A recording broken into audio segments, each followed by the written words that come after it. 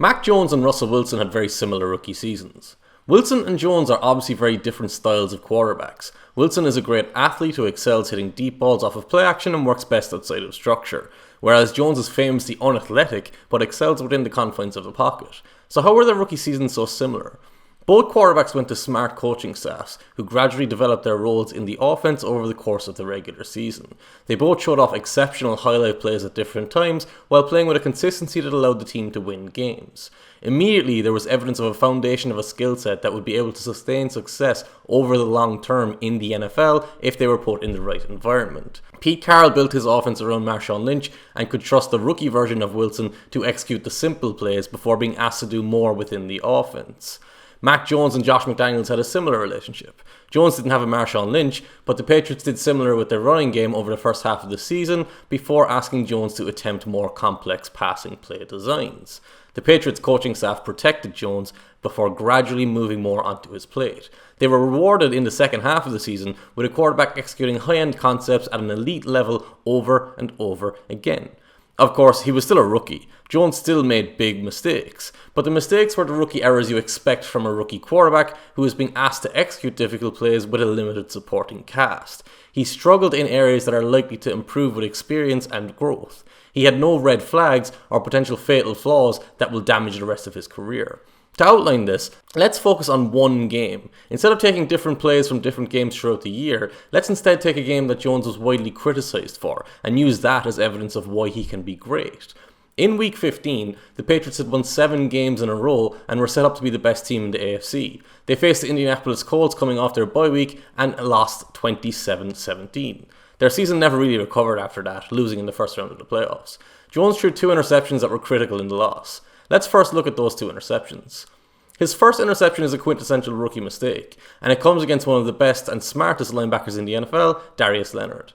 So it's not a surprise at all, really. Jones is under center and drops back without a play fake. This is pivotal. This allows the linebackers to get into their zones faster as they are reading the quarterback's eyes from the beginning of the play and are not reacting to an initial play fake. They aren't drawn out of position or forced to wait for a moment to figure out where the ball is going at the start of the play. It's vital to understand that the offense only has one receiver on the left side of the field. The ball was on the left hash mark to start the play, so that means the defense knows they have a numbers advantage to that side. Leonard is the inside linebacker with 2 defenders outside of him and a safety behind him. He doesn't have to overreact to anything in any direction because he has help in every direction. Jones looks at him to start the play and tries to urge him wide, but with 2 defenders outside and only 1 receiver, there's no reason for Leonard to overplay Jones' eyes. It's an awful throw and an awful decision, but that's pretty standard for a rookie. You get these plays. The concern only comes when you're getting them constantly, and Jones wasn't constantly making these mistakes. The only real concern here is that the situational awareness of where he was on the field and the time of the game. It's in the red zone in the first half. There's no reason for him to try and force any throw in this position. Taking a sack, throwing the ball away, anything that's not a turnover is fine here. The second interception is a rookie mistake of a different kind. The Colts are a good defense, and more importantly, a well-coached defense. Knowing that they're dealing with a rookie quarterback, they constantly threw different looks at Jones and actively worked to bait him into mistakes. On this play, the Colts bait Jones with their safety at the top of the screen. When Jones last looks up at the coverage before looking down for the snap, he sees the safety dropping into a half coverage on that side of the field. Jones thinks he's going to look up after the snap and see 2 deep safeties, so he immediately looks towards the middle of the field when he gets the ball. But the defense is actually playing cover 1 robber, which means that aforementioned safety has moved into the middle of the field instead of dropping deep. He's exactly where Jones is looking. The matchup advantage for the offense is the running back breaking outside on the right side. Jones knows it, but it takes him a split second too long to react to it. He has to figure that out faster. His throw is a good one if it's thrown earlier, but since his processing lagged for just a moment, instead it arrived too late and was intercepted. Again, this is a playing speed issue that is pretty standard for rookies. The more he plays and the more he sees this, the faster he will be against it. Jones didn't throw a lot of interceptions. Considering he's a rookie, he showed good poise. But considering he's a rookie and the situation he played in, he showed great poise. This was not the Patriots' offense of the past. It's not the peak years with Tom Brady under center. There were very few easy throws or easy completions that weren't screens in this offense. Often Jones had nothing in the design of the play unless he created it himself. Take this play as an example. The Patriots tried to be a run-first offense. They wanted to build their deep passing game off of play action, and while the running game was good, the pass protection too often broke down and the receivers too often failed to get open. Here we can see the Patriots attempt to set up a shot play with Hunter Henry and Kendrick Bourne. Bourne is running deep, Henry is the crossing route. Only 2 receivers run routes downfield. Hunter Henry has 3 defenders covering his crossing route, while Bourne is bracketed at the top of the screen by the deep safety and the cornerback covering him from the start of the play. Jones has nowhere to go with the ball, but he has to do something with it, because he has two pass rushers closing on him at the top of his drop. The ball has to come out even though it has nowhere to go. As such, throwing the ball away in the general direction of Henry is the best option, instead of throwing an interception or taking a sack. On shot play designs, the quarterback generally can't manipulate the defense to throw the receiver open. The play fake and how the defense reacts to it is the fulcrum of the play.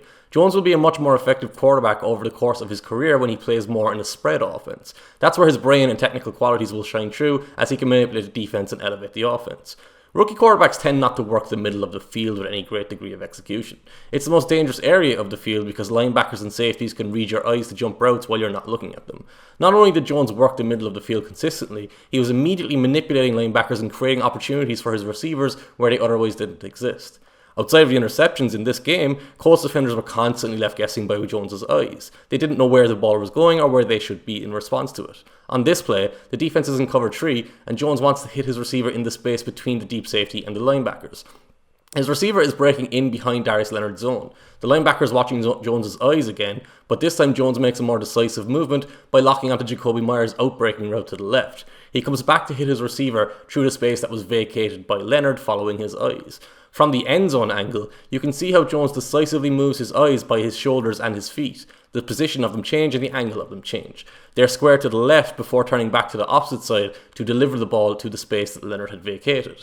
Leonard is the key defender here again. His presence shuts down every route on the right side of the field because the defensive backs can play outside technique with him inside against outbreaking routes. Jones doesn't panic at his first options being shut down. He holds his eyes on Leonard for a beat so that he can open the middle window for his backside receiver.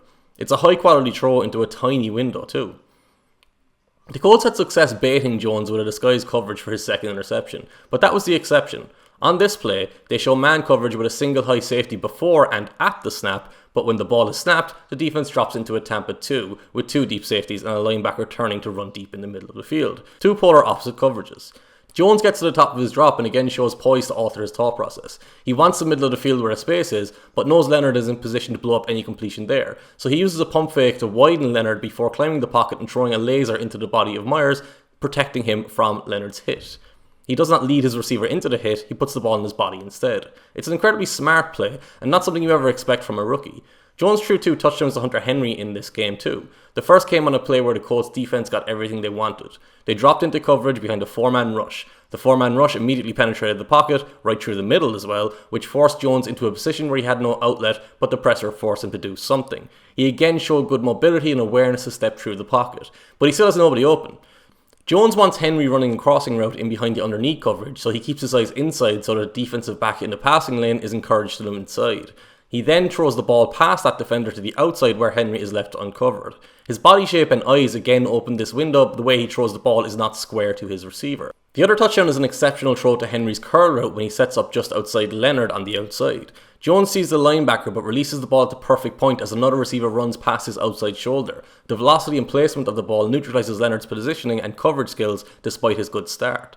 But what makes this throw even more impressive is how Jones changes his spot in the pocket to avoid the defensive tackle in the passing lane. That puts him at the mercy of the edge rusher who hits him as the ball comes out. Jones showed great toughness, arm talent and timing on this play. He prioritized the throw over his body. Jones is a tough pocket passer. He stands in and prioritizes the throw instead of wilting against the pressure or arriving hits. He also consistently shows an understanding of how to attack different coverages. For this big play in the fourth quarter, Jones takes another huge hit and leads his receiver away from the trailing defensive back. The ball goes to the perfect spot for his receiver. Being a quarterback means learning the playbook and understanding all the coverages a defense can throw at you, but it's also about having a feel for the position so you can adapt to the play as it develops. On this play, Jones first looks for the out in the flat, but it's well covered. His second option is a deeper crossing route, but he senses pressure on his blind side and has a defender in the passing lane. Jones reacts by resetting within the pocket to find space and change the angle of his throw.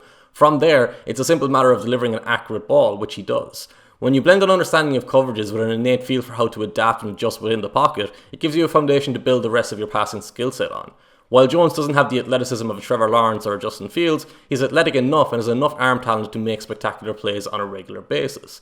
Plays that elevate his offensive line and his receivers by creating opportunities that otherwise wouldn't be there. After Jones hits the top of his drop on this play, all 3 of his vertical receivers are blanketed in coverage and the interior of the pocket is collapsing. Jones needs an outlet, but he has to throw someone open and he has to do so without fully stepping into the throw because of the pressure. What he produces is an outstanding pass to Hunter Henry. Jones releases the ball before Henry comes out of his break and purposely leads the tight end upfield so that the trailing defender isn't a factor at the catch point. During the fourth quarter, when the Patriots were chasing the game, the Colts rushed 4 and dropped into cover 2. Jones has time in the pocket, but there is a defensive back sitting beneath his skinny post route and a safety waiting over the top. This is prime territory for an interception. Jones can't throw the ball over the underneath defender and beneath the deep safety without getting his receiver killed. Therefore, he has to move the underneath defender out of the passing lane before he can release the ball. When we switch to the end zone angle, we can see Jones purposely use a quick pump fake to manipulate the defender. It's a subtle movement, it's not overly elaborate, and it's quick. That's important. The timing of this play has to be quick. If we zoom in, we can see how the defender stops his feet in response to the pump fake, which takes him out of the passing lane. Jones still has to make a difficult throw, but he fits the ball into his receiver for the first down and protects him from the safety. Devontae Parker is an inconsistent receiver and often injured, but he gives the Patriots a vertical threat outside the numbers that they otherwise don't have. Jones is actually a very talented deep passer who can fit the ball into small windows outside the numbers when given chances to, but his receivers didn't win often enough on vertical routes last season, especially outside the numbers. Jones recognises the safety's alignment on this play, and with the Colts blitzing from the opposite side, Jakobi Meyers is left with a one-on-one in space. Jones drops a perfectly flighted ball over the defensive back's head into Meyers' hands, but the receiver dropped it. And again, the receiver didn't really create any separation here. All he did was drop the ball. That's his contribution to the play. Drops were a big issue for the Patriots last year. Jones regularly made inch-perfect anticipation throws into windows that were barely bigger than the ball itself. This 3rd and 9 play is a perfect example of that. Jones does all the work to create the opportunity for a receiver who created no separation. All the receiver had to do was catch the ball, but couldn't do so. Quarterbacks who sustain success in the NFL and quarterbacks who play at an elite level over multiple seasons share the same foundational traits. The likes of Blake Bortles and Derek Carr can have one-off seasons where they put up big numbers, but their skill sets aren't built on intelligence and resilience within the pocket or an ability to adjust and readjust to plays as they develop. That limits them. Jones is a quarterback who elevates everyone around him and makes everyone else's job easier by doing the most difficult, technical aspects of the position. It's not as flashy as a big arm or great athleticism, but it's historically the far more effective way of playing the position. These are qualities that Tony Romo, Peyton Manning, Tom Brady, Phillip Rivers, Matt Ryan have all had. None of the second-year quarterbacks for the 2022 season are more exciting a prospect than the New England Patriots quarterback for this reason.